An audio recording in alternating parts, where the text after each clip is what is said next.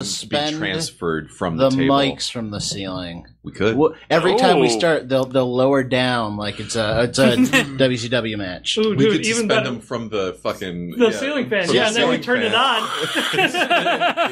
it on. A journey of sound. Yes, John Hates Movies now brought to you by Doppler effects. So what I wanted to say about this movie is that I really thought that Want to ring the bell?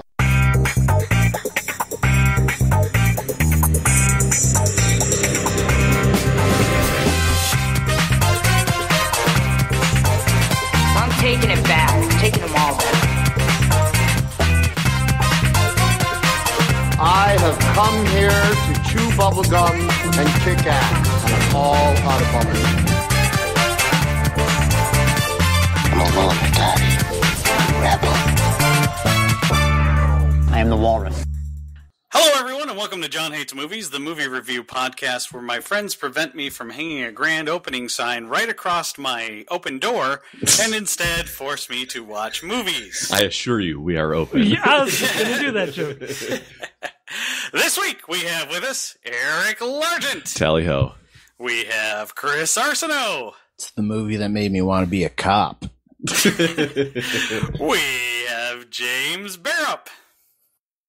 I'm sorry, was I supposed to say something? Was I supposed to give some sort of dialogue? Do I have lines that I'm supposed to say, or am I just supposed to stand here and look? And I am your host, Jonathan Barrup. And this week we watched Beyond the Gates. Ooh, yeah, rude. That's right. Two brothers closing up a video store owned by their missing father find a mysterious role-playing game that turns into a desperate bid for survival. Wait, that's the Netflix? Because that's accurate. Yeah, they've started to get more accurate because I'm no longer using my mobile to read these. Can you Yeah, okay. All right, so starring Graham Skipper, Chase Williams, Bria Grant, directed by Jackson Stewart. Wow. Jackson Stewart sounds like a singer-songwriter from the 70s. Yeah. Yeah, he does. I'm trying to, let's see, what else is he? Nothing. See, come into my house. I am Jackson Stewart. Blunk, blunk, blunk, blunk. Strum guitar. Do you think so? When their parents named him, do you think they thought like, well, he's already got a first name for his last name. Let's give him a last name for his first name. What was her last name? Stewart. Stewart. So Jackson You're Stewart. talking about the director. I thought you started talking about the... No. So, as is John Hates Movies tradition, the person who picked the movie gets to review it first, and that is me. Woohoo. So, how do you feel? A little cheapened, a little sad. A little? A little? Here's the thing. This movie is the kind of movie that when I was about maybe 11 years old, I would have loved it. It kind of gave me that... Is it called The Gates, or is it just called Gates? You know, it's just... Beyond the Gates, right? Yeah, Beyond the Gates. No, like The Gate. The Gate. Yes. Yes. So there was this really cheesy, weird, like, horror film that was kind of marketed to kids called The Gate. I think it had Steven Dorff was the little kid in it and a bunch of other people. And these, like, stupid little claymation monsters. And it was just god-awful. And this really kind of reminded me of that movie. Every time I hear the name Steven Dorff, I am reminded of my friend who can't pronounce the word dwarf correctly. So he calls them dwarfs. Steven Dorffs. And he really likes Lord of the Rings and The Hobbit and shit. So he's like the dwarf. Jesus. Not the goblins. Two-eyed wolves. Wolves. Woofs. Wolves. You know, they ride those big wolves. Wide wolves. Wolves. Woofs. Woofs and dwarfs. Yep. Woofs and dwarfs. They fight the goblins. The Grabbins. Goblins. The Grablins. So, this was pretty bad. I'm not gonna lie. How'd you feel about the pacing in this movie, Johnny? Oh, the pacing was absolutely wonderful. Let's talk about the pacing. Oh, he was being facetious. I get Yes, it. I was being completely facetious. This movie is so bad at setting tone through pacing, it's fucking ridiculous. As James was intimating in his little quote there are literally like 30 to 40 second establishing shots of not just the lady on the TV staring at the audience, but also the main characters staring at each other. Yes. It's like literally. I think we made a joke about this back when we did Leprechaun 5 in the Hood, where, like they would stare at each other for a little while before the director yelled action. Yes, yeah. This is way more egregious than that. They're literally like 30 seconds at the beginning of a lot of these scenes where the character is just looking. Yeah, and I feel like they thought that they were building tone with that. Like they were like that all of this was like a slow burn, and like it was adding like gravity to the scene and shit like that. They might have thought that, but they were way wrong. Boy, not only was the pacing just incredibly slow, but when events did happen, they happened. Boy, I don't even know how to describe it. I don't think I've ever seen anything like it. It contains the same slow pacing, like with the music and the shots, but the action happens kind of spontaneously fast. Yeah. It's really weird, and it creates this. I mean, it's not intentional in any way, shape, or form. Because it's basically like the guy forgot that he's supposed to move the camera with the action, so he just does like a bunch of wide shots, Ooh, yeah. or he'll do tight shots, and then some of the action will happen off screen, like when the one older brother, Glasses, is getting attacked by the zombie monster. Yeah, here's a tip for you would-be directors out there. If you don't know how to block an action scene, just shake the camera around. Yeah, exactly. And say you meant to do it, and it's to create intensity. Uh-huh. Yes. There is just some terrible camera work in this, and there is some god-awful editing in this. Like, I swear to God, there were several times when I literally thought I was watching this movie on a vinyl record, because things literally, in some scenes, things literally skipped. Like, somebody would be in the act of putting a glass down, and they'd get about halfway, and then the glass would be down. It's really, really bad. The dialogue is god-awful. I'm trying to think of an analogy for the way that these two brothers talk to each other. So, I mean, they wanted it to seem very, especially in the beginning, they went out of their way to make it very, like, they wanted it to seem stilted between the brothers. Yes. Yeah. And it's tough because it wasn't completely inept. The actor who played Gordon is a robot, and the actor who played John can't deliver a line. Yes. Gordon's the glasses, right? Gordon's glasses Yeah. and John's Blonde army jacket. Yeah. Yeah. And Gordon has this really weird delivery where, like, he's never spoken English before, but he knows how to read it. So he's just pronouncing the syllables. And John has this weird delivery where, like, you expect there to be a ch after every line he says, like, cha,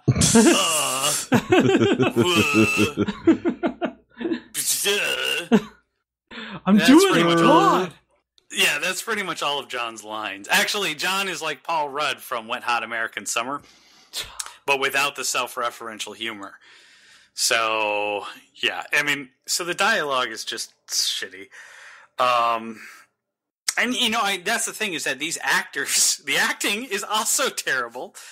And it's hard to tell if the dialogue in itself is intrinsically bad or if the three main actors,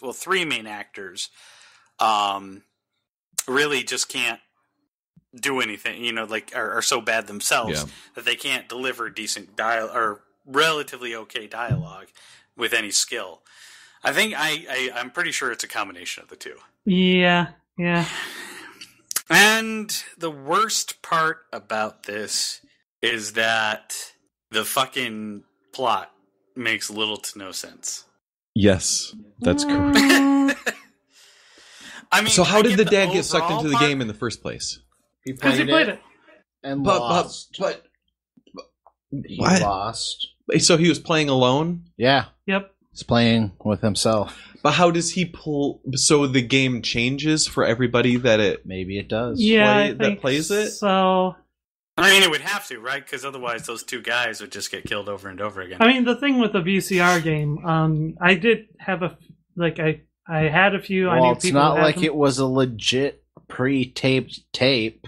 Yeah. Right. But honestly, with those VCR games, a couple of them you could actually play against the VCR character.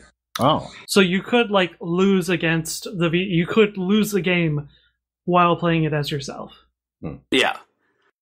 And I mean, really honestly, what really bugged me is that there was no world building here. There was no, even though the world is is small, it's their house and this VCR and the small town kind of. And the weird magic shop with the creepy wizard. Yep. And the restaurant. Like the bar. Right, and the restaurant. Yeah, the bar. pub. We can't afford filming permits. Yes, the four places of filming.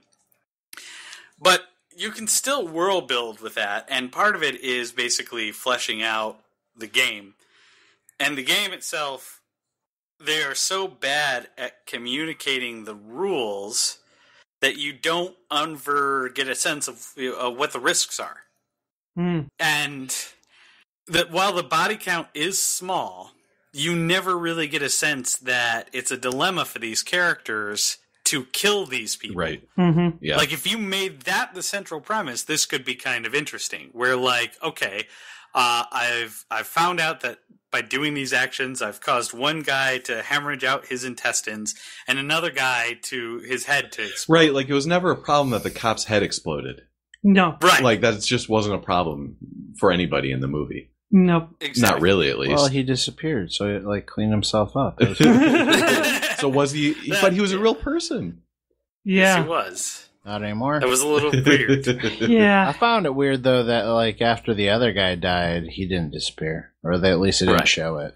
It's they realized maybe they should, sweep this under the rug now so that another police officer doesn't come looking for the murdered police officer. Oh my god, there's so many missed opportunities in this movie. There are. This movie is basically, and that's a perfect way to sum this movie up, is that this movie is just one giant string of missed opportunities, because you could have done something really, really fucking interesting with this.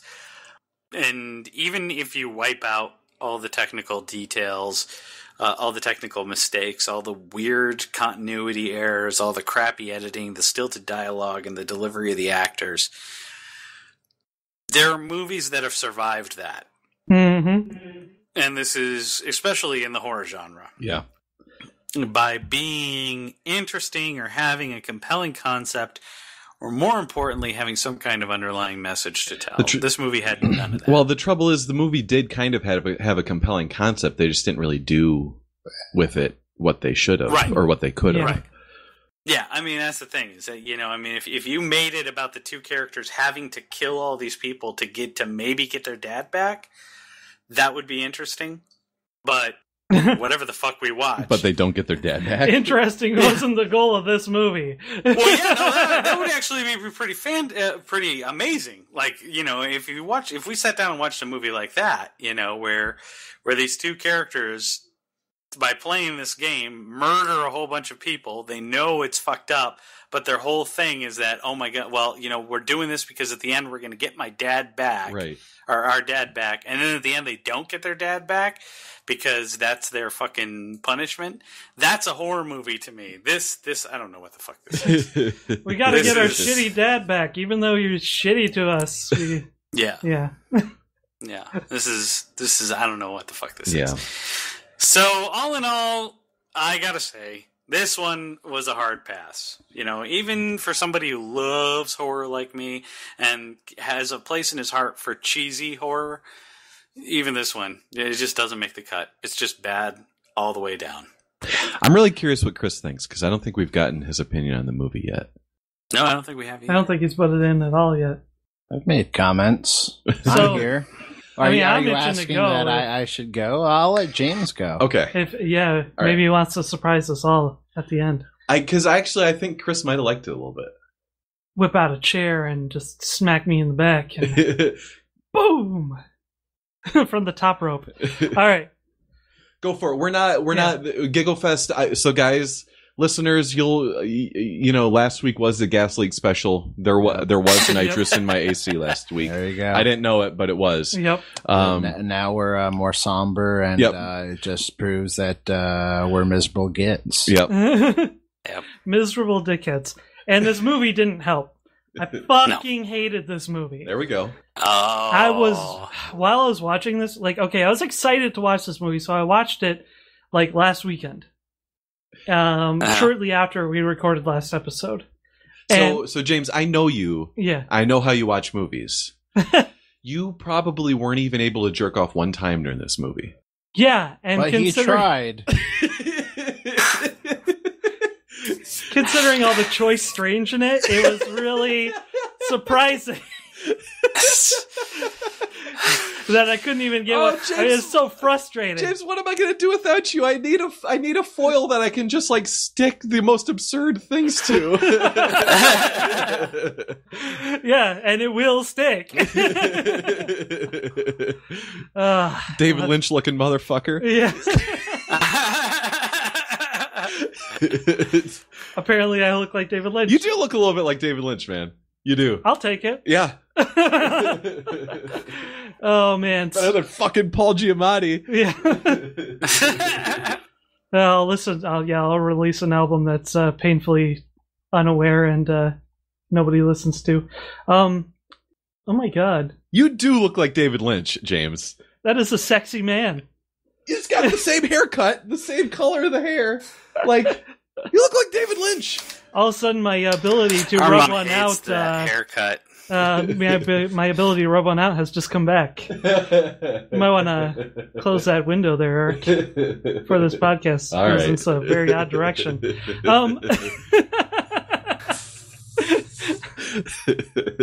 Wow, I got out one sentence about this movie. Sorry, homie, I had to jump in. Okay. So I was really excited for this movie, and this movie is, the person who watched this movie must have just fucking loved Drive to death. Ooh, yes. Instead of, having shit happen or people talk, let's just say one line and then have people make stupid thinky faces at the camera the rest of the time. But that one actually knew how to deal in ambiance and tone. Yes, I hated Drive. Oh, I see. But I like Drive. I get what they were doing, and they managed to do it. They even did the pink and blue lights like they did in Drive. Oh, and the Zero soundtrack, except for the oh my goodness bookends. Oh, yeah. James just zeroed in on what this was. Somebody trying to make Drive. Some sort of homage. Yeah. The thing is Not to that be confused with fromage. Well, I'll make you a fromage. Omelette du fromage. Fromage. But the biggest problem, it's hard to hone in on the biggest problem with this movie, but one of the huge, giant things is that it was completely tone deaf. It's like karaoke, and somebody's like, "Oh, baby, this works. Heaven's a place on earth." Yeah. like, okay, yeah, the words are right and the beats are right, but the tone is completely fucking gone. Yeah. The store owner is the only enjoyable part of this movie, but you can't have him in Drive to Electric Bordaloo. Like, nothing happens. And they allude to shit happening. They play the game for like a half an hour, and then they stop. They eat dinner, and they go to bed. And I'm like, why? Yeah. Why are you holding this up? James, another thing in this movie that made me think of you. Have you ever... And you're our resident weird sex dude. Yeah. Guilty. Have you ever done ambient sex? Ambient sex. Ambien. Like you take an Ambien. Oh, I thought you were like... And you try to do sex before you fall asleep. I thought you were like talking about like sex in an ethereal cloud. Right. Of colors. Ambient sex. This kind of general kind of sexual moves. Which, in case, yes. What else is Dimension X for? Why do you think I've got the YARP TV?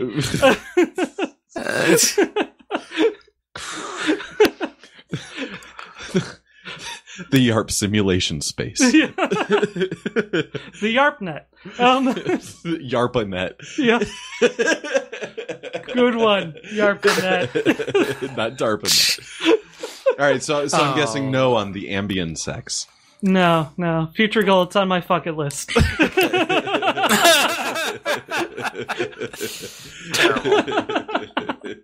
Terrible. Just like this movie. Terrible. As I was saying before, John said that the dialogue was shit. I think it's more on the actors than anything, because as I was watching this in the beginning, I really tend to get like, the surgical with these fucking indie movies more so than like big budget film. The dialogue at first and the exposition was handled adequately. It wasn't really bad, but it was a little ham-fisted, but a little cliche, but not awful. Right, like the beginning of the movie where the two brothers are going through the movie, going through the old video store and like talking about stuff. That wasn't bad. Yeah. And it's not like really, like there was some exposition in there that was needed that wasn't handled the worst. It wasn't like, hey sis, I know we've been brother and sister our whole lives and it's your wedding day, but dad just came back from the war. And yeah, I must have missed the war in this movie. Like, I love that line, hey sis, because nobody ever calls anybody sis. Right. A person can't write exposition when they use the line, hey sis. God, this, it was just really fucking awful, really fucking tone deaf, didn't fucking move at all, was obviously a drive jerk off. And the thing is that you can make this movie for the same budget and you could have a lot of fun with it. And you could make it just as gory and really good. And you could still have a slow build up that actually pays off. Here's how you do it. You use Masters of Horror, John Carpenter's cigarette burns, as kind of a template. So, first thing first, they... don't even fuck with the whole I found a key by his bedstand thing. Day one, they're in there, they're packing up shit. By the way, that store he owned was fucking awesome. It was super That was like cool. the greatest video store of all time. Yeah. Honestly, they're like video game stores and video stores that seriously, you could charge me like $1 to shop there. So, alright. Day one, they're packing up the shit. They're like, Dad's gone, we don't know what the fuck. He's always off chasing something, who knows. They go into his office and they find... Was his dad chasing waterfalls? Yes. They find just the top of the box. And there's like some rules or something like that in there. And they're like, what the fuck is this? Quick Google search. There's hardly anything on Google, but like a small blog saying like, this is like the rarest, blah blah blah. It came out once and was immediately recalled and it was banned. I've heard of this game, but I never got to play it. Anybody know where Beyond the Gates is? Yep. It's like, we've been searching for this for 15 years. They said that, like, only one person played it and, like, they killed their whole family, you know, or, like, you know, or the only person left alive who's played it is, like, in a mental institution and blah, blah, blah. Hey, it happens to be, like, just 2 hours out of town. Building a little lore around the game. Yep. Would actually be pretty cool. Yep. So they go out and, like, you know, they find... some guy who is like, they find the guy who did the blog post or something like that, and he's like, "Oh yeah, I'm doing my first update on it," and you know, they talk to him a little bit about the game, and he's like, "Oh yeah, your father came asking me about the game." They hunt their father down like a little bit, you know, and there can be like some creepy shit. My wayward son. Exactly, just like Supernatural, right? But you could add like an obsessive element to it, where like the guy's got like a shit ton of paper around his house, and he's like, "Oh, I'm writing about the game." He's like, "So when are you going to release it?" And he's like, "I'm almost done." He's like, "All this around here, this is the first post." You know? And it's just stacks and stacks of paper. And he's been like writing the first post since like 1996. Yeah. So like this is like one of the few times where James Fixes the Movie, like the segment on our podcast. Yeah. Like I'm actually in on it. Yeah. like this is a good movie that you're describing. Yeah. So of course they stop and they talk to the guy who's in the mental institution and have a kind of a weird scene with that.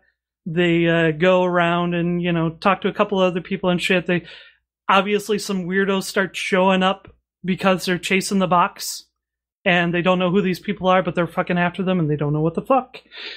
And then they finally, you know, they're like, "Oh, the guy who we first talked to, he actually must have the box." You know, so they go there and they get the game, like, you know, the action scene, get the game. Third act, they just play the game. And the rules, I understand, it's just a narrative device. The rules don't have to make sense, but let's make the rules make a little bit of sense. The first player who gets 4 keys wins the entrance to the gate. And that's it. Wouldn't it be satisfying if they actually like fucking rescue their dad? Yes. Like, come on. How? Because like, sounds like only one person can go through the gate. Yeah, Dad did, and you get him out. Yeah, only but one. They're stuck there then. No, you can come back. You can figure out a way to come back. That's not how it works. Yeah, you come up with. I had a solution to this. No, you kill the VCR lady. There you go. On the other side of the gates. And that ends the cycle. I mean, you need win the game and the VCR eats tape. You need some sort of underlying theme like this. Like, okay, say the cool brother is like ahead, and he sacrifices all his keys so that the younger brother who won the last key can get in the gate.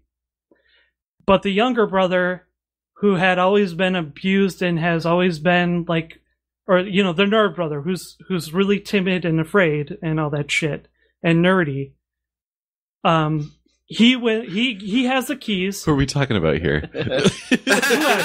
whoever, I'm just saying, whoever. He gets the keys and only he can go in.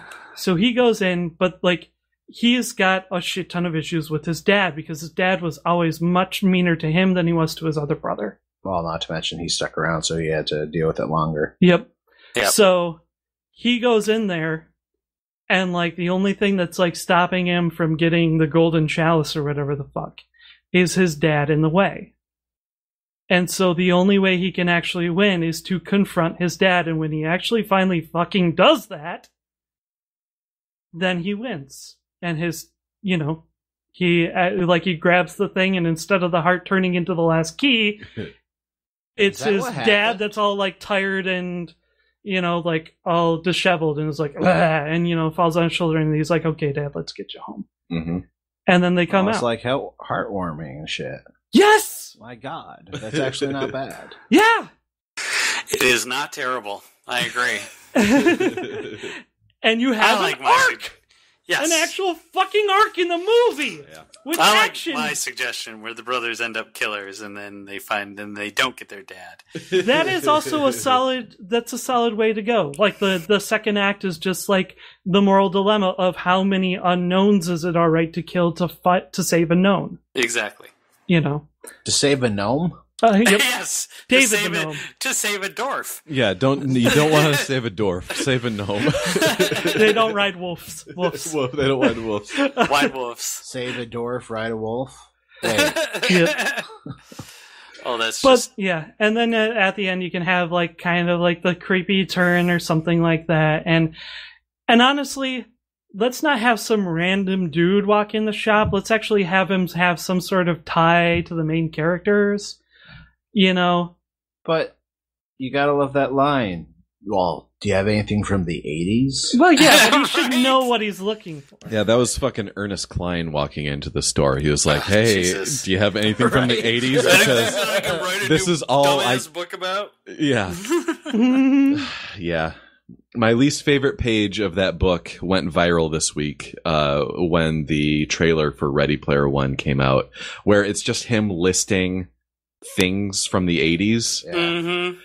Like and I remember it was around page 70 in that book, and I was like, okay, get on with it. And he's just like listing things from the 80s, and it's literally when I was watching this movie, that's what I was yelling at my TV. Get on with it. Yeah. Yep. Yeah. Needless to say, I love the shop owner guy, even though he was a cliche and he was goofy. He was fun. And honestly, if you made the type of movie that I talked about, he would have fit right in. Yeah. But just a real shitty movie that missed a lot of good opportunities for real entertainment. I agree. Really pissed me off. Really fucking pissed me off. Oh, fantastic! So that was a amazingly sensical review, James. So who's next? Chris. I can't go next. I'm sorry. Eric called last. Chris is just looking at me. No, I'm an actor in the movie. Oh.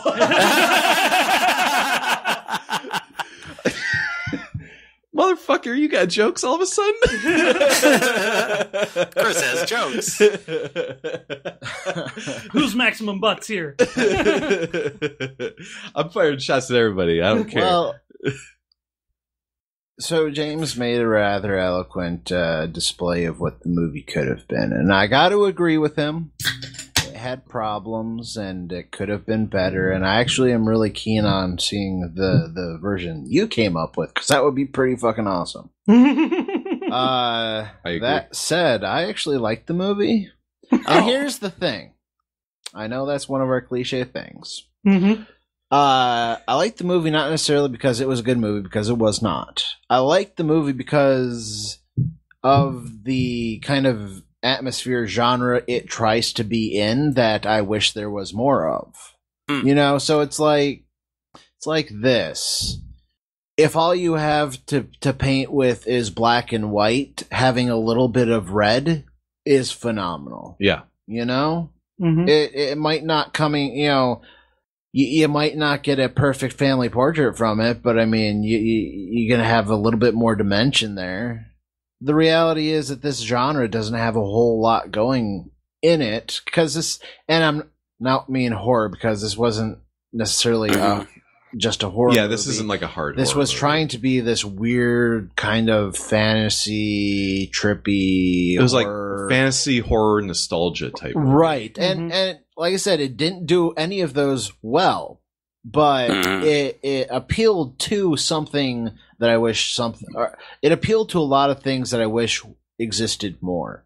Can you give me an example of another show or movie that you might say would be in this genre? Well, so the entire movie, because I actually watched this like about a month ago when we discussed it, and then I rewatched it recently for the pod, and the entire time watching it, I just felt like I was watching a really long episode of The Outer Limits. Ooh, gotcha. So Okay. like we're somewhere between like a slightly or what should have been a slightly more adult oriented Jumanji and an episode of The Outer Limits. And I fucking love The Outer Limits because it has this level of just fantasticalness that it's like, okay, these aren't stories that are going to exist in real life kind of thing or happen really, but it's like, for the sake of this story, let's believe that when you touch the thimble, you get $1 million. When your father disappears and there are these clues to where he was, so you play the game. It's the only way to win. And that was really cool. What I think James alluded to hard is that there was supposed to be this really overwhelming daddy issue thing going on. They pushed to it, but never really confronted it. I made a joke earlier, I'm going to repeat it now, that all the daddy issues in this movie, I was expecting it to be directed by Tim Burton.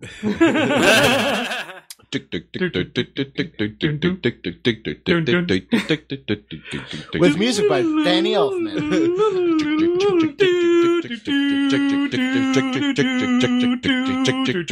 Beyond the gates is a shitty movie now. So, this movie teaches us that harsh lesson that we all have to learn on our own, that you cannot go home again because you have to re-kill your dead father. Oh, I thought you were going to say you can't go home again because you'll have to get your friend to help you dismantle your dad's old couch. That's a little inside baseball. Me and Chris last Saturday. Yeah. Tree talk. That would have been a lot nicer with a little bit more less ventilation and more ventilation. Yeah. Chris, a few days ago, Chris witnessed me literally wringing my shirt out. I took my shirt out and twisted it, and a lot of sweat came out. Right. Yeah. Oh, that's the worst. To get that sweaty. It was last Saturday where it had rained and then the sun came out. Oh, Like no. 90% humidity. Yeah. Dude. It was pretty impressive. It was Terrible. But we got shit done, so that's what matters. Yep. Again, this movie missed all the stuff it even tried to set up. Yeah. There could have been, it's trying to they're facing their fears. They had to confront their personal, conflicts. All these things that never really got, John's obviously upset with Gordon. I mean, they do not have a tight relationship. It's obvious. But, John has all his baggage from Gordon left. And when I needed him, he didn't come, you would expect family to. Mm-hmm. And they kind of dance around that with the one character, Hank, who honestly in this entire movie, I would argue that was the one character and actor who actually did really well. He did a decent job. Yeah, he did a decent job, and he was kind of scummy, and he did it really well. I got to give it to Hank. Yep. Hank's, you know what? I think this is an aside, but I think Hank was a very effective type of scumbag. Yes. Because he's the scumbag that we grew up with. Yeah. Yes, everybody knows Hank. Yeah. Yeah. Like he's the Perry white trash. The Perry Morris Owasso trash. Yeah. Yep. Yeah. Seriously, he just shows up just so that you can hate him and cheer his death. Yeah. Yep. Don't leave Dansville out of that. Oh, Dansville's a great place. I have no. Anyway, yeah. So what upsets me most about this movie, though, that store clerk keeps making money off that game. Right, it's like the game is the dog in Homeward Bound, and after it doesn't have an owner anymore, it just makes its way back to the fucking weirdo in the store. I will give the movie credit in this one tiny instance. That was a pretty good line where he says, "They go." Oh, when she's I always sell it, and then he goes, "It always who keeps returning it?" And he goes, "Oh, no one returns it." It just always comes back. Yeah, that was good. Mm-hmm. That was well played. Yeah. Like I said, it is not a good movie. I enjoyed it. I can't really put my finger on why. Like I said, it's not a movie like I'm going to tell other people to watch.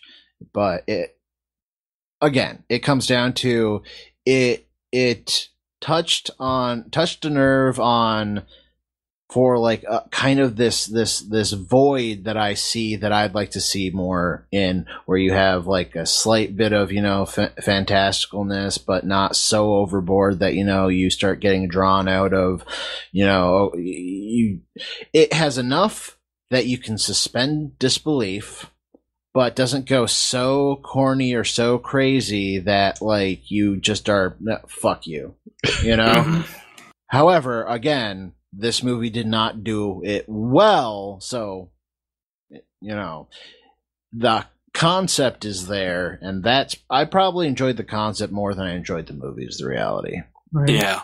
But I'm on board with you. I think that if they had tightened this up, this would have been a great episode of Tales from the Crypt, or Monsters, or Outer Limits, or any of those. Twilight Zone. Twilight Zone. The That's 1980s version of the but Twilight I Zone. loved Outer Limits probably the most. Yeah. I think. Just that actually honestly makes me kind of just want to watch Outer Limits now. Yeah. Right. Yeah, if you put it in that light, it's not. It's kind of part. I guess as a movie, it's god awful, but.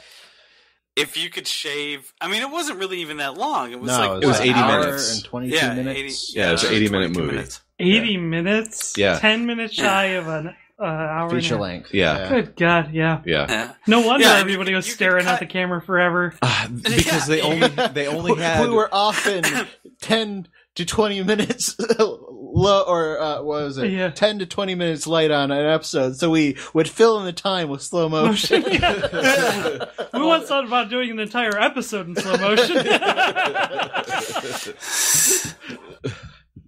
Oh, well, I guess that leaves it to me, huh, guys? Yeah, buddy. Well, I'm having a fucking weird day, guys. Leave it to Gator. Oh yeah. I'm like, I've got like weird tummy feelings. Mm-hmm. Uh-oh. So Like I went. the ones that come out. What? I'm not gonna puke, I don't think. Okay. But I've just got like a weird tummy feeling. So like I went to Lou and Harry's today for lunch. Mm-hmm. Was it before or after Lou and Harry's that you got weird tummy feelings? After. Ah, no, that makes sense. So I love Lou and Harry's. Yeah. But I went there and I ordered the burger special because on Thursdays they got the burger special. You It can used get to be Mondays. Yeah, it's Tuesdays and Thursdays now. I used to get that so frequently that I couldn't eat at that place for 3 years. Well, I might be joining you now because I went up to the thing. I ordered my burger special, and when I was walking over, the cook was like, "Hey, are you number 136?" And I was like, "Yeah," and he's like, "Hey, so this one patty is kind of small, and I've got some other leftover meat for like the next batch. So I'm just gonna make you a really fucking big burger. Is that okay?" And I was like, "Sure, yeah, sounds all right." And then I saw him like putting the patty together, and that was some gray ass meat. Oh, wonderful. No good. And like he asked me so I was like, for a second there I was like, he's not punking me, is he? Like he's not like just feeding me like the garbage that they like left over. So like and then like 3 times while I was eating it, he was like, "Is it good? Was it good? How is it? It's good?" And I'm like, "Well, it's good." And then I feel kind of weird. To be fair, though, that could just be normal Luhas. Yes, it could. But then driving home from Luhas, I'm pulling back onto my street, and Did you have to do the run and clench? no, it had nothing to do with Lou and Harry's. I watched somebody unwittingly just kind of like step out into traffic, and they didn't know what they were doing. So a car had to fucking lock up their brakes, Right. and they stopped in time, Right. but all the traffic behind them didn't. So it set off like a 4-car chain reaction. Nice. So the person was safe, but there was a 4-car chain reaction. But the thing about this 4-car chain reaction is they all had little flags on their cars Oh shit! because they were a funeral procession. Oh my god! This is not even joking. It was on my street this afternoon. There was a funeral procession 4-car chain reaction car accident. And then the And, coffin flew out the front windshield of the hearse, The hearse- and the body fell out, and it went blah! The and hearse all this wasn't- blood went everywhere. The hearse wasn't a part of it. But so like I pull onto my street and there are all these people in like suits and dresses like walking around along the sides of these like cars with crumpled up fronts and bumpers and shit. And I'm just like, oh my God, this is literally the worst day of their lives. Well, to be fair, they're not dead. I bet they probably got some kind of whiplash though. That's one of the strangest things I've ever seen in my entire life. A funeral procession in a like chain reaction car crash. Car pile up. Wow. Yeah. It's a little odd. Who walked out into traffic? Just like a pedestrian. It was just a pedestrian that wasn't looking. Wow. Yeah. Did they even realize that they caused this? Yes. See, Because at that point, they would have because had they kind of to. stepped out into traffic and then like heard the brakes Right. because the car locked it Right, up. right. And then they like looked and then jumped back. So like they weren't going to get hit. Right. But Oh jeez! The funny So thing it's is, like they there's get like- to walk away. But so then like the whole funeral procession pulled over. So like the whole side streets is just these cars with the orange flags on them. Like Wow. it was like I was like, "Oh my God, this is weird." Dude, that guy in the coffin, he shouldn't have played that VCR board game. That thing is cursed, man. I tell you, it just spreads around. So I say those things to say, whatever. Oh, right. You haven't actually done a review yet. No, I haven't. So here's my review of the movie. I was totally on board for the whole first third of the movie where like the brothers are kind of having like they're being weird with each other, and I'm like, okay, they're actually doing this all right, where they're like having a hard time relating and and like they can't really hug each other, they don't know how to talk to each other. But I remember multiple times thinking to myself, like, they're taking a while to do this. Right. They're taking a while to do this. This is only an 80-minute movie, and they're taking a really long time to do this. And there are a lot of shots where literally nothing happens. Like, people are just, like, looking at stuff. Like there's a great, like, 2 or 3 minutes of the movie where Glasses goes and looks at a picture, and like a picture frame falls off the mantle. Mhm. And What was that about? You never really explained it. Wasn't like- there a picture of the VCR lady in Yeah, one of Yes. those things? Yeah. Like, That's why but they Yes. called the cop. so the ghost of Dad apparently knocked the picture frame off the mantle, but they took 2 minutes of him just like he just decided while he was in the house one afternoon to go look at a picture on the mantle, and then another picture falls off. Like, and they took a really long time to do it. But They're trying to spook it up. I was on board with this movie, and I was like on board with what they were trying to do. And I think this is a lot of what Chris said. Like, I'm ready for a movie like this. I'm ready for this premise. It just wasn't executed well. You were ready for all this that they never delivered. Yeah. Yeah. And honestly, I had no idea that there was going to be any kind of horror element to this movie. Like when John described it last week, I thought it was going to be like a fantasy romp. Yeah. Serious. When I first, I Like people get thought sucked so, into a too. VCR board game or Right. whatever. Like I was like, oh, Yeah. fantasy romp. Yeah. Like that's kind Super of like cool. yeah, that's where my head was, and instead you get this like really slow paced, atmospheric, like slow burn movie. That's the problem, though. It wasn't atmospheric. They No, it did wasn't. not hit the notes right. Right, and another element to it not being atmospheric is so I told Chris and James before we got on the mics is like there was no score to this movie. The only time music came into this movie was the very final scene where they're like fighting the three undead, like the undead cop, the undead scumbag, and the undead dad.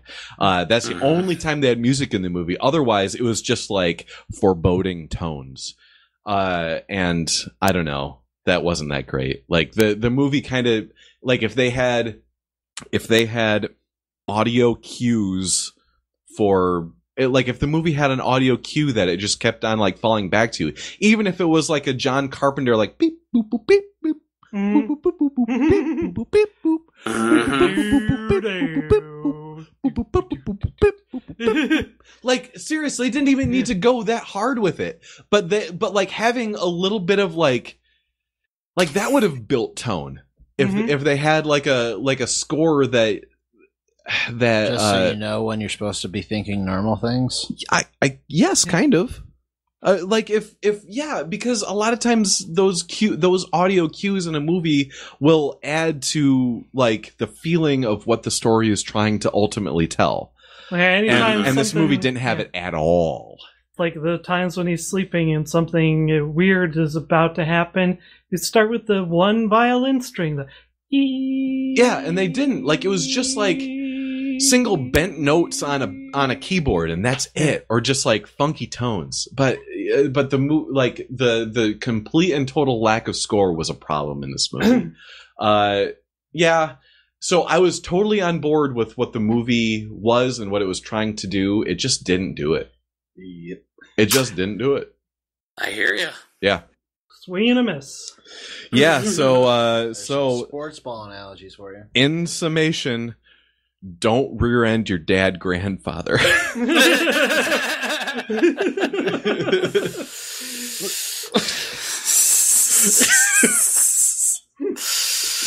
Oh, wow. Yeah, that's it. Well, we've said all we can about this, so we are going to take a short break, and when we come back, it's going to be time for the game. Woohoo! Get those dice ready. Tally-ho, John Hates Movies listeners, it's Eric Largent with a quick reminder of how you can find us. The best way to stay appraised of all of our activity is to follow us on Facebook at John Hates Movies. There we'll post all of our new episodes, as well as whatever we're feeling interested in at the moment. Please subscribe to us on your favorite podcast service, like iTunes, Stitcher, or Podcast and Radio Addict. If you subscribe to us on iTunes, please leave us a comment. We read every single one, and they're much appreciated. You can also follow us on Twitter at John Hates Movies, or follow me on Twitter at Eric Largent. Now, stay tuned for the game and find out what movie we get to watch next week. And if you're feeling adventurous, watch along with us and leave us a comment on Facebook telling us what you thought of the movie. Thank you for listening, and stay tuned for the game. Hello, everyone, and welcome back. It is now time for your favorite part and mine. It is time for the game. Yeah. That's right. And as is John Hates Movies tradition, the person who picked the movie gets to choose the game, and that is me. Yeah. Brah. All right. And it looks like you have a doozy for us today, Johnny. I do have a bit of a doozy. Yeah. So, in keeping, since I figured I might as well put forth some effort, since the movie that we watched was about a game, if I just did trivia or something like that, you guys would be a little disappointed in me.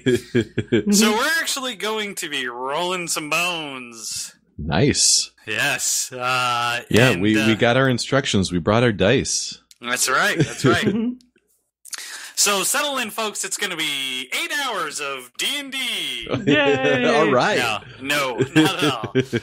This is actually going to be a really simple game. I've sent the guys a list of villains from horror films, as well as the film that they're from, in case, they don't 100% know who they are, because they're not all horror fiction aficionados. I'm not. Exactly. So basically, here's how this works. You have 2 six-sided die. Now, the combined total of your six-sided die is going to be your attack score. Now, each one of these villains has a rating, which you are not going to know until you decide to face off against them. Now, how this is going to work is that you will pick, it's going to go in rounds, so we'll start with James, and James will pick the villain that he wants to face off against.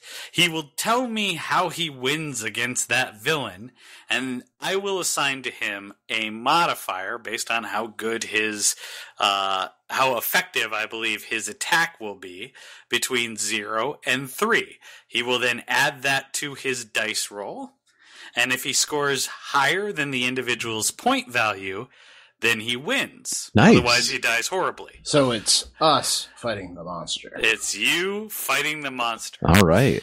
Now, obviously, the bigger monster, or some monsters are going to be much harder than others. I can see a couple that might be more difficult, like, say, Xenomorph.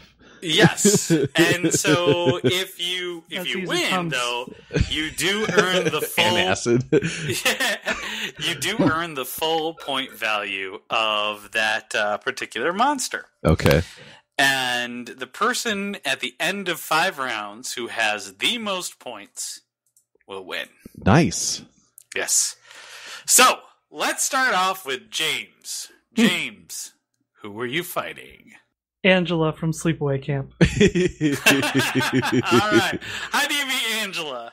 Kick her in the balls. Oh, James, you get a full 3 for that. Why don't you go ahead? Spoilers. Such a progressive movie. So progressive.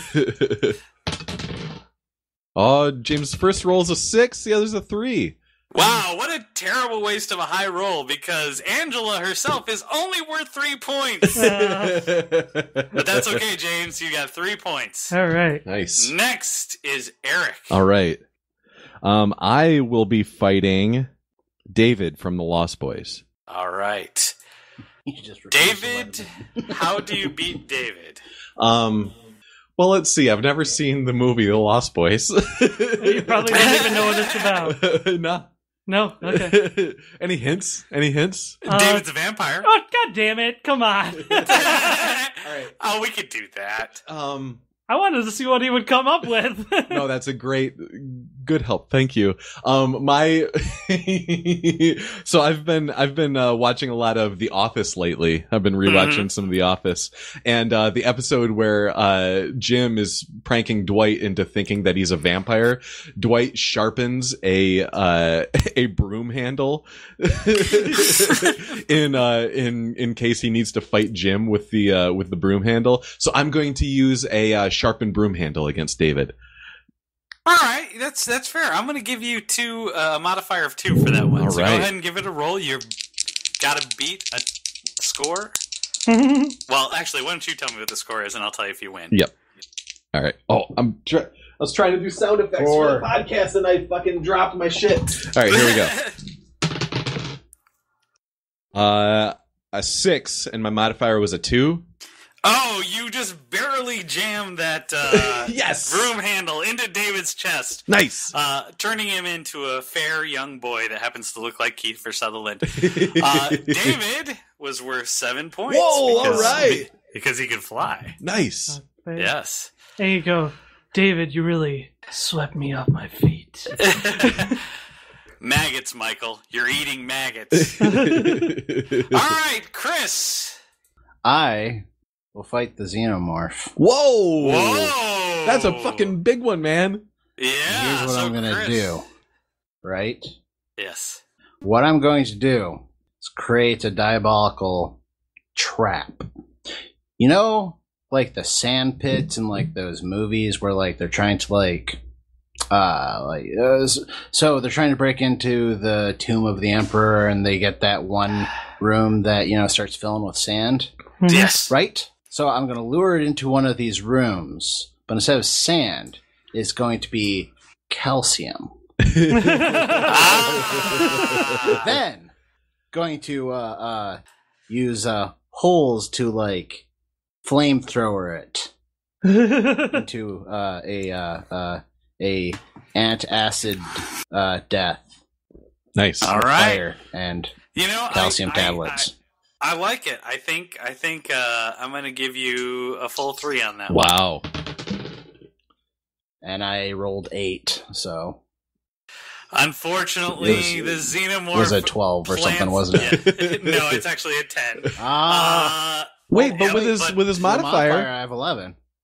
Oh, well then you've got the Xenomorph. You have buried it. Ripley himself. Chris Ripley. Get away from her, you bitch. It's all crispy. That's a spicy meatball. Yes. So when you guys give me your scores, give it to me with the modifier included, Okay. so I don't make that mistake again. Yep. No worries. Who's next? James. James, you're trailing because you're picking off the weak ones. Yeah, at least so far I have. I started with a fairly a normal human. It's always a bad choice. Then I will go big, and I will go Jason Voorhees. Ooh, Jason Voorhees. All right, James, how do you take care of Jason? I'm gonna hide in a water park. What? What? It's his only weakness is water. He can only drown. That's the only way to take him out. I mean, I'm gonna have a bunch of like chains and some heavy shit, but I'm gonna run into a water park and have him come after me. Okay. James, I'm actually going to give you a modifier of 1 because he's Jason Voorhees and you only killed him once. Oh, okay. That's Okay. fair. You didn't account for when he comes back like the 3 times. Oh, but the water one's always the final one of the movie. Oh man, that was really bad. Yeah, 5. Oh, unfortunately, Jason bursts out of the water when you think that you're safe and you're breathing heavily at the edge of the wave pool, and he rips you in literally in Well, half. no, the problem was that he tried to drown him in the kiddie pool? end. I thought this was a deep end. See, He tried to drown him in the lazy river. So you guys are all saying this, but the truth is so much worse. I lured him into the best water slide, and it worked, but the slide looked so fun. So I went down it too. All right, Eric. Yeah, I am going to be fighting Freddy Krueger from Nightmare on Elm Street. All righty. How are you taking care of Freddy? All right, so we know from our review of Freddy Krueger, the only way ultimately to defeat Freddy Krueger is to not believe in him. Yes. Right? Yes. So I am going to become Richard Dawkins. I'm sorry, but I can't believe in you. Also, I had a stroke and don't dream very much. So yeah, I'm Richard Dawkins, and I literally do not believe in Freddy Krueger whatsoever.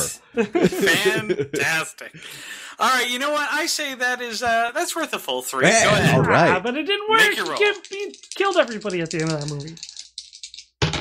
Please. Ooh, all right. Ah. I got oh shit. How does math do? I have 12 points. Wow, you totally take Freddy out Wow. for a total of 8 points. Yes. Your non-belief causes him to slowly fade away until the sequel. He is orbiting around the sun, imperceptible to human eyes, with a teapot for some odd reason. All right, Chris, you are up. I see one that. Like, how do you beat? No. Okay. No. Yeah. No. Okay. Because I'm going to go against Christine. I knew it! Oh! I knew it! That's like the perfect enemy. How do you beat Christine? It's simple, really. Yeah? I trick it. Uh-huh.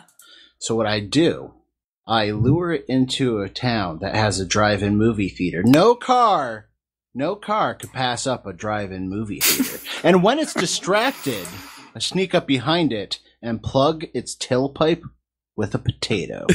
Oh, Chris, that is a full 3 points. Absolutely. Why don't you go ahead and give me a roll? Oh boy. Oh. Oh, Chris had a tough 6 roll. with the modifier. 6 with the Yeah. Oh, shit. Yeah. See, if you would have been banana, you might have been. God, thank Beverly Hills Cop. You know, I'm going to say on a tie, you get half points. Sweet. A tie, you survive, but you don't defeat it. Yep. So you do manage to block up Christine's tailpipe, and when you think you have it all settled away and you disassemble it and you're good to go, somebody moves her engine into a much more powerful car that comes after you. So Christine was worth 6 points. Chris, you get 3 from that. Cool. All right. So me and Chris are like close to tied, right? You are 2 points ahead of him. Oh, shit.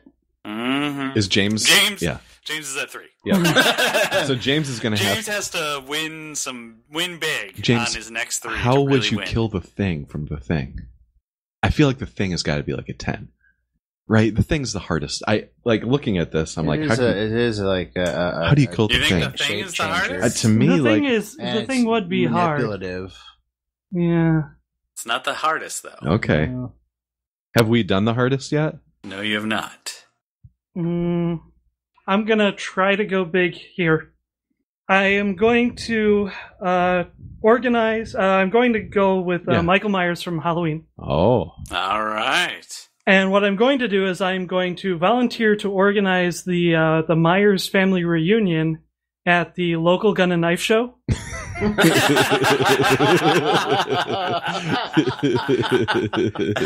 And I'm also gonna they'll shoot him and then he'll die once, and then I will also bring a flamethrower and a steamroller. Just in case. Right. For when he does eventually come up. All right. Well, since you accounted for the multiple rise effect of Mike Myers and the fact that you brought in his entire family to help you kill him, I'm going to give you the full 3 points. Because I know he needs his family members to kill him or else it doesn't work. Oh, 5. Oh, well, actually, 8. That was 8. In total? Yeah. 8 total. Sorry, James. Mike Myers is an 11, so... Wow. Was he the highest? He wasn't the highest, was he? No. He was close. Very close. Oh, man. So I'm afraid you do not get Mike Myers, and Mike Myers teams up with Jason Voorhees and kills you while you're distracted after successfully killing him twice. I'm at a gun and knife show, and Jason has a ton of knives now, and Myers picks up a bunch of guns, and... Fantastic. All right, next is Eric. Yeah, so, I've figured out that I probably need to go with movies that I've seen, so if I'm going to understand at all how to defeat them. Mm-hmm. And one of the movies on this list that I've seen, like one of the few, is I'm going to fight Samara from The Ring. Now, here's how I'm going to fight Samara from The Ring. Much unlike the last fight that I got into, where I was not religious at all. In fact, I was an atheist. This time, I am extremely religious. I live in a small community in rural America, where we shun electricity and telephones and televisions, Pennsylvania, or the Thumb in Michigan, or anywhere. I'm fucking Amish. We ain't got a TV. Boy, did you cover the well? I am going to give you... I'm going to give you 1... No, 2 for that, because you didn't really beat her. You just sort of really hid from her very well. Yes. So let's do it 2. Okay. Here we go. Woo! Oh, shit. 12. Wow, you overkilled it. She doesn't even know she's actually listening for you. In fact, you're pretty sure that you just heard somebody describe the tape to you. You didn't actually even watch it. How many points do I get for that? Samara is actually only 6 because she's very easy to take care of. But that still keeps you in the lead, Eric. You want to hear a true story?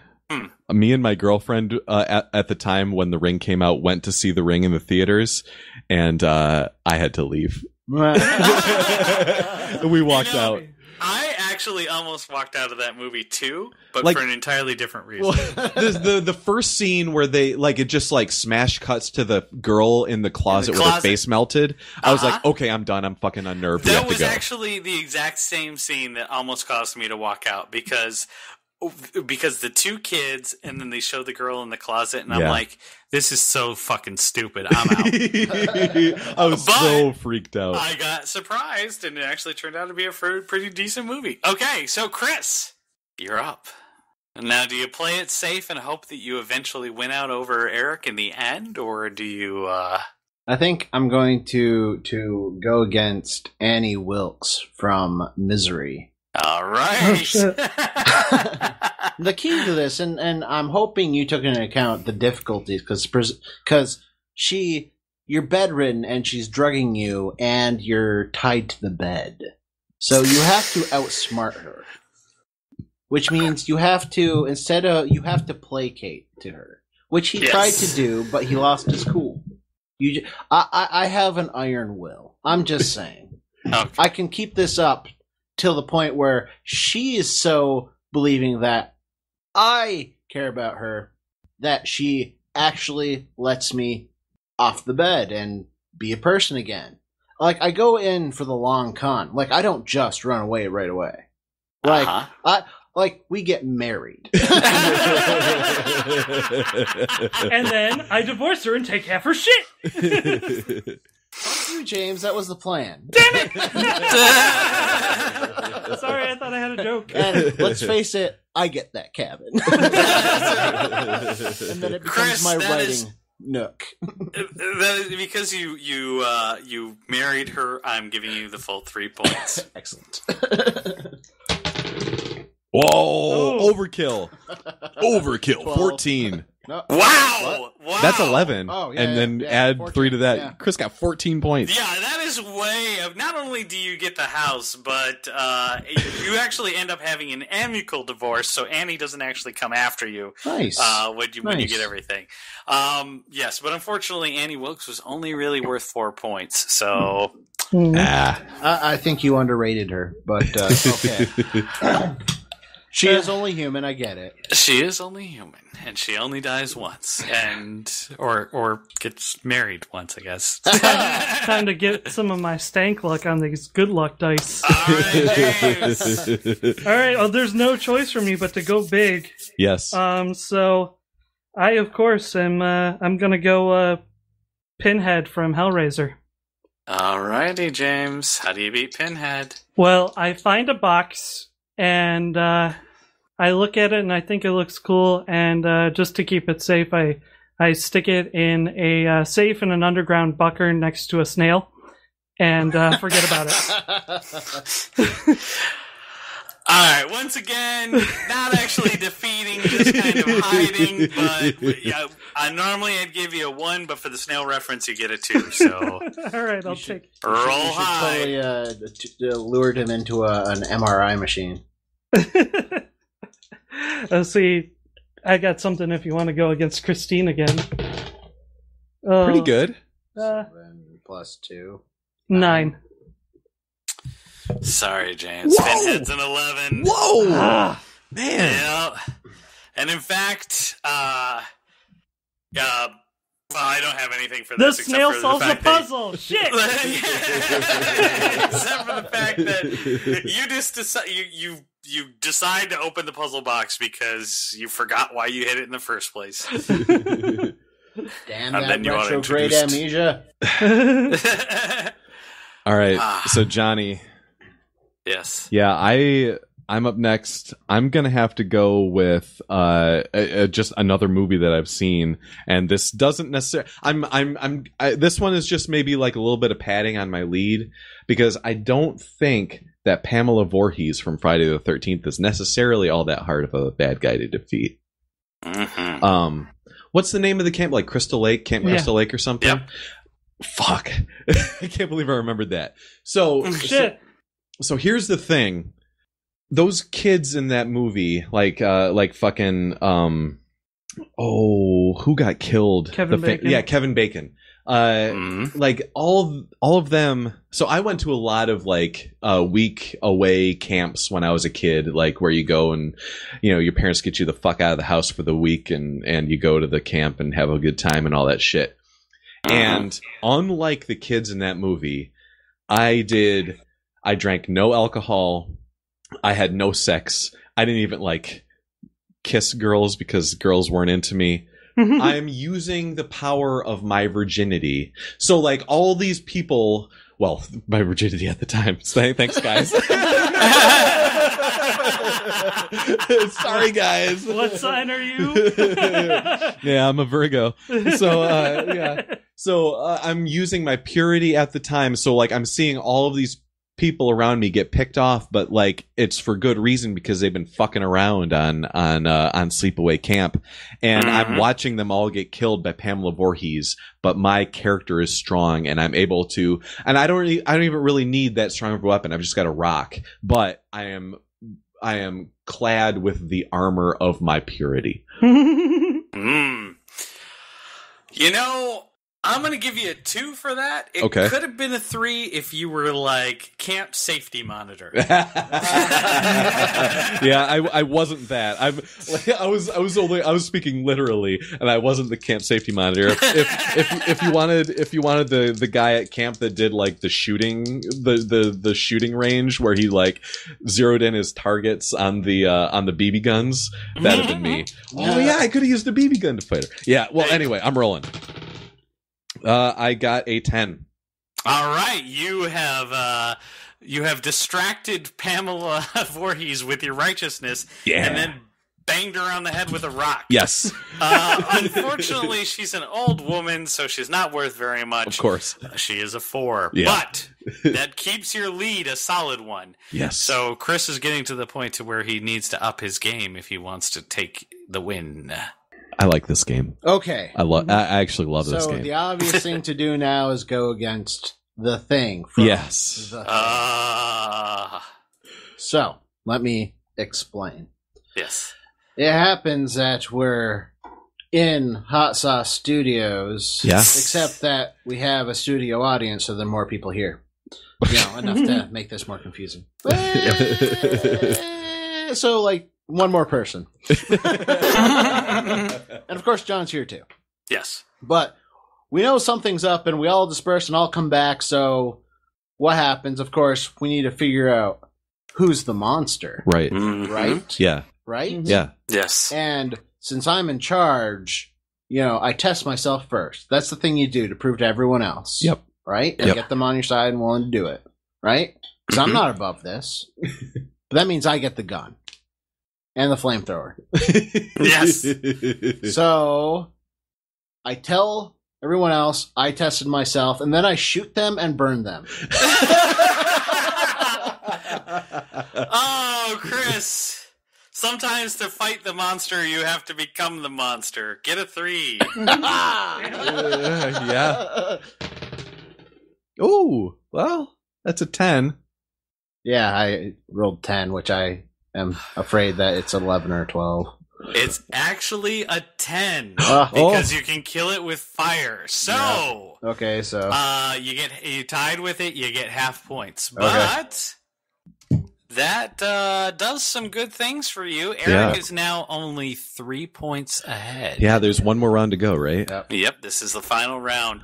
James, do you want to take somebody off screwed the on board? These James, keep playing. Ties. If I didn't tie, I'd be like, I know. I'd be like, well, James can take some big numbers off the board like if he wants. 13 higher. Oh, you saying that? Yeah, you do. Yeah, keep playing. Yeah, you got to do somebody. Yeah. Yeah. Honestly, okay. So I want to try something because Christine is not completely dead yet. It's true. What? Her engine has been transferred to a more powerful car. Yes, Christine is now maximum overdrive. Well, here's what I do. I give that car to Mad Max. Because it gets destroyed in the beginning of every single movie. Yeah, that's true. All right, I guess I'll give you a 2 for that if you want to take on Christine again. Well, we'll let him do it. He can Chris, do no harm Chris at took this it point. the first time, so you know, Mad Max will destroy that car. Yeah, James has 3 points. It doesn't matter what he's doing at this point, I guess. 10? Yeah, that's a 10. Well, James, you could have actually 6, I think so. really got some points somewhere. So, but you did defeat the second iteration of Christine by handing This her to one Mad time Max it was to destroy. Maxine. To destroy during the opening credits, giving you a final total of 9 points. 9! Yay! Yes. All right, Eric. Yeah. So, How are you gonna do this? right. So, I haven't seen very many scary movies. Yep. That this is established. This is like long into the canon of John hates movies. I don't know shit about scary movies. I don't know, like, I don't say stupid things in scary movies. I don't like trip over stuff and like drop my keys when I'm running to my car and shit like that.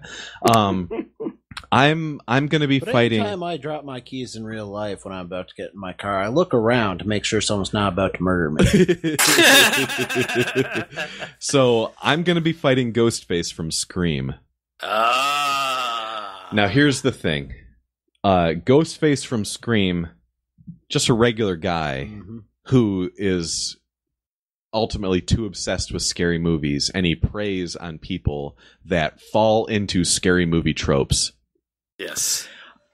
I don't fall into any scary movie tropes. I sleep with all the lights off at night. I live alone. I don't watch scary movies. I walk around on my own. Do you like scary movies? No. Okay. The call's coming from inside of the house. Well, my house isn't that big, so Give me a moment. I guess I'll just meet you So in the like dining room. The call's coming from inside the house. Well, I can see literally every square inch of my house from here. So, yeah,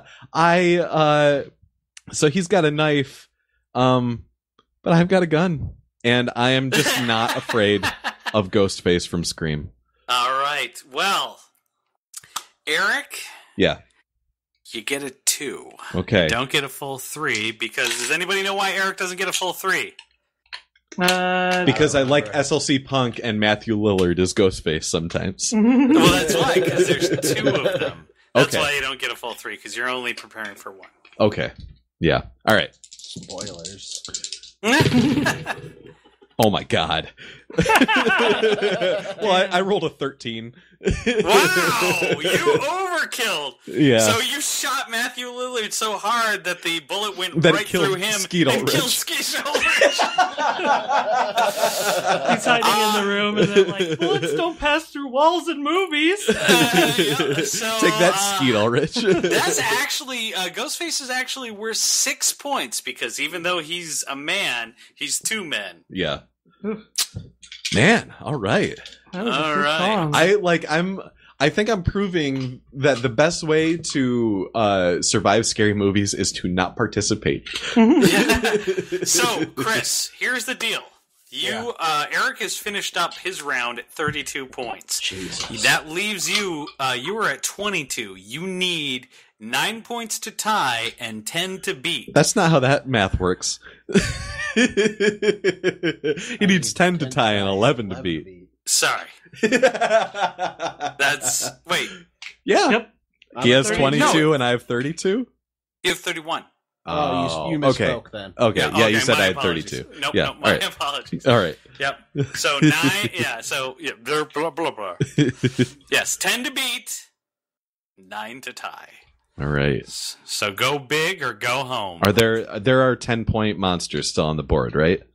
There is one 10-point monster and one 12-point monster. And this is going to be bad because I never actually watched the movie. I'm going to go up against Death from Final Destination. Oh. See, you would love the Final Destination movies. All right. I think. So, the thing about the Final Destination, well, what I do know is that you can never escape it. It's going to come for you. Mm-hmm. So I kill myself. Taking that victory away from Death himself. 3 points, Chris. Roll 'em. All right. For those of you at the audience, he has to score a total higher than a 12. Oh. 10. Oh! bone by Chris. these dice. Now, unfortunately, I am not as clever as the writers of Final Destination, so I cannot give you the crazy way in which you are going to die. Just watch the damn movies because they are hilarious. If you like complicated, over-the-top deaths, they are perfect for that. So, especially because you get to see so many pretty people die, so it's wonderful. But unfortunately, that was both cool and Chris, disappointing. Yes, Chris, you lost the game, but Eric, that makes you the winner of the game! Yes. Well, guys... But the upside is I didn't lose as badly as James. That is true. That is true. I lost really bad. So yes, guys, you did.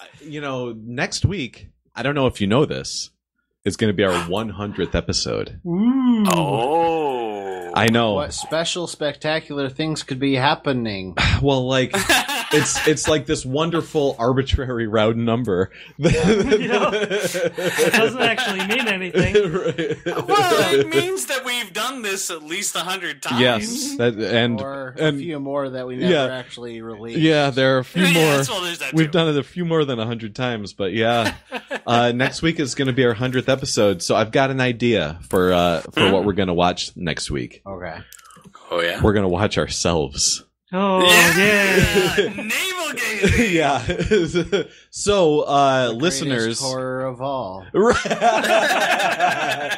Listeners, what you might be, or what you are in for next week is a awesome John Hates Movies retrospective of our finest and favorite moments from the first 100 episodes of John Hates Movies. And That's right. It's about this podcast. yeah. Yes. So we're gonna have probably some special guests join us.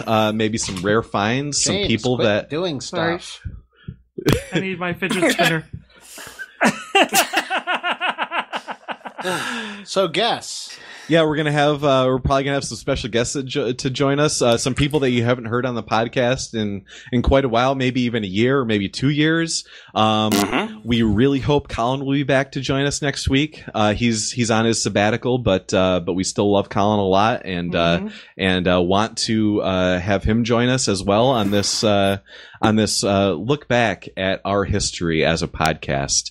That's right. So yeah, we're not necessarily going to talk about a movie next week. We're going to talk about what we like about ourselves. Short What episode. better time to Dr. tune Phil in? says you gotta like yourself. You That's gotta right. like on yourself. Yeah. Absolutely. I don't know who that is, but it's sound advice. So, ladies and gentlemen, you heard it here first. Next week, we are going to be doing a John Hates Movies retrospective. We'll be talking about some of our favorite favorite reviews, or parts of some of our favorite reviews, as well as some of our favorite parts of the games that we played. Yeah, and probably we're going to also talk about just things that we liked about doing this podcast with each other. Exactly. Yeah. Absolutely. It's going to be really, like, if you've listened, and obviously if you're listening to this episode now, you have listened to an episode of John Hates Movies, and you can tell the amount of like love and hatred and brotherhood that we have with each other. You will appreciate this episode. I promise. That's right. put you through a wall like a brother. I'll put you right through that wall. That's right. Nobody else put their brother through a wall? No. I put my brother through a screen door once. I mean, It's the song funny. ends with "We are of the world." It's funny because he got in trouble. Well, he fucked up the wall. Right? He had to fix it. Yeah. That's awesome. Well, ladies and gentlemen, we're going to say goodnight. So see you next week for our 100th episode. Woo! Who doesn't know about Dr. Phil? I put him on the map, dude. John, catch me outside, John. Yeah. Catch me outside. Cash me outside, Johnny. Yeah. Cash me outside. All them bitches laughing at me. Oh, them bitches better watch themselves. Cash me outside. Catch me outside. Jesus. Oh, my God. John hates moves. I hate Johnny. Good night, everybody. everybody. A great big thank you to our staff graphic artist, Tabby Walters, the Weekly Cast, and our listeners. You can listen to our podcast on iTunes, the Stitcher app, through YouTube, or directly on our website. Feel free to send us a movie review suggestion. Every third episode is Listener Appreciation, where we choose from your suggestions. You can reach us through social media, either by liking our Facebook page, John Hates Movies YouTube channel, or following our Twitter at John Hates Movies. Our music was composed by Kevin MacLeod. You can find this track and many more on his website, incompetech.com. Thanks for listening, and tune in next week to hear someone say... This isn't really a bullet you need to get in front of. No. You don't need to do this. Don't do it. Let that bullet hit the... We should edit that out.